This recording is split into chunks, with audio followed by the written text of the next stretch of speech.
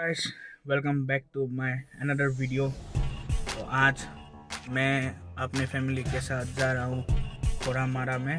उधर नया स्कूल का ओपनिंग होगा तो मम्मी को बुलाया है। तो मैं भी मम्मी के साथ जा रहा हूँ, मेरा छोटा भाई भी मेरे साथ जाएगा।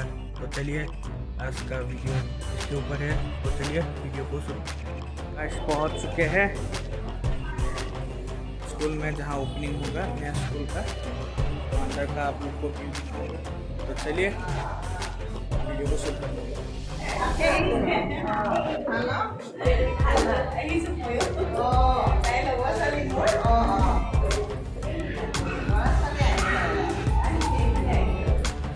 देखिए, बच्चों के लिए स्टडी टेबल और फिर झूलने के लिए दिया गया है। देखिए, छोटा सा किचन भी है।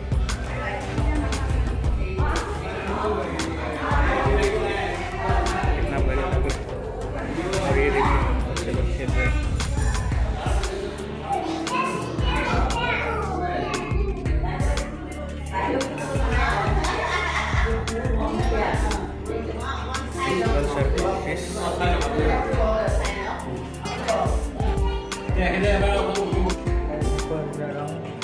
देखने के लिए कैसा है नज़ारा।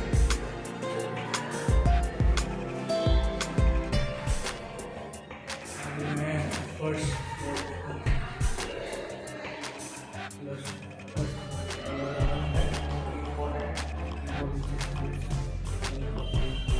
अभी दूसरा वाला करते हैं।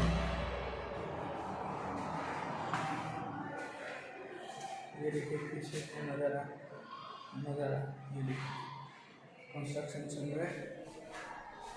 एकदम बढ़िया प्लेस में किया है।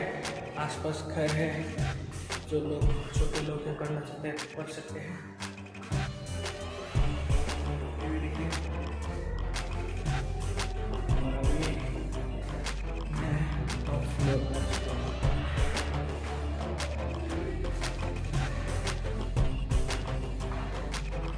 फ्लोर का नज़ारा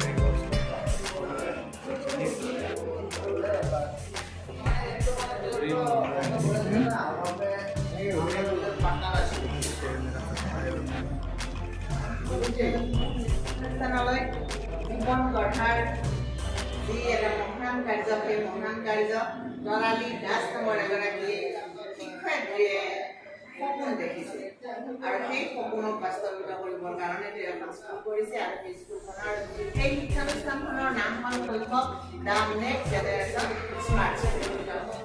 আমি সকলোৱে জানো যে ঘৰখনে শৈশৱৰ বুনিয়াদ। এখন ঘৰে এটা শিশু জীৱনৰ আশীৰ্বাদ দিব পাৰে, কিন্তু এখন স্কুলে এটা শিশুক দিব পাৰে সমৃদ্ধিশালী ভৱিষ্যত। গতিকে আমাৰ প্ৰত্যেকৰ যেতিয়া আজিকালি প্ৰত্যেক মাক দেউতাকে যিহেতু শিক্ষিত, গতিকে তেওঁলোকে নিজৰ সন্তানটো যেতিয়া লাহে লাহে ডাঙৰ হৈ আহে, স্কুলত দিব পৰা হয়, তেতিয়া তেওঁ চিন্তা কৰে যে কোনখন স্কুলত দিলে তেওঁৰ ল'ৰা ছোৱালীয়ে জীৱনত আগবাঢ়ি যাব পাৰিব। আজিকালি যুগটোৱে হৈছে সমৃদ্ধিশালী যুগ। আজিকালি ল'ৰা ছোৱালী শৈশৱৰ পৰাই সকলো ক্ষেত্ৰতে আগবঢ়া। স্কুল এখনত যেতিয়া তেওঁক এডমিশ্যন দিয়াৰ সপোন দেখে মাক দেউতাকে, তেতিয়াহ'লে প্ৰথম তেওঁৰ মনলৈ আহে যে কোনখন স্কুলত দিম আৰু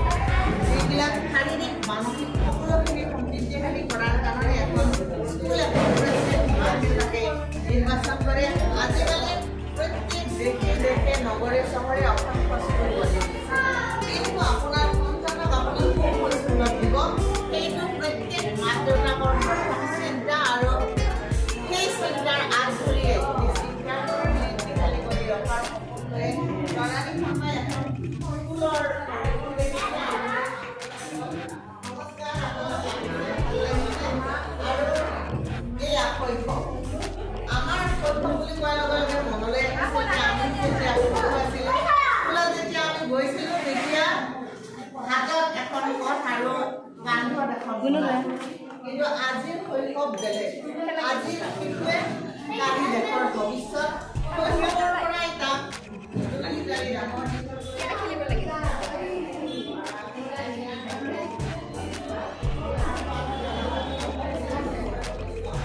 गाइस आज का वीडियो बस इतना ही। वीडियो को अगर अच्छा लगा तो लाइक शेयर और सब्सक्राइब करें और ऐसा ही नया वीडियो आपके लिए लाता रहूँगा। Thank you and keep supporting.